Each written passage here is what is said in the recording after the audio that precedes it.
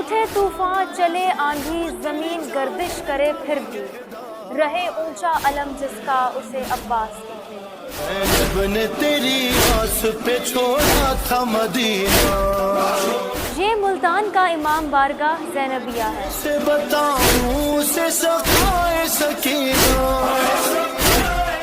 اس امام بارگاہ کی خاصیت یہ ہے کہ یہاں مولا غازی عباس کے روزے کی شبیہ بنائی گئی ہے۔ بازو بھی قلم ہو گئے بازو شفیع۔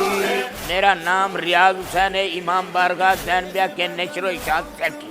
یہ امام بارگاہ کی تعمیر کی ابتدا ہم نے کی تھی 75-90 میں مکمل کرا۔ ذریعے مولا عباس کہ ہم نے یہاں ملتان میں کمی محسوس کی، کربلا دیکھ کے آئے ہم، اس نظریے سے ہم نے یہاں یہ جگہ مخصوص کی۔ ملتان میں پہلی سیری ہم نے شروع حضرت عباس سن 80 میں شروع کیا ہے، 85 میں ہم نے اسے مکمل کیا۔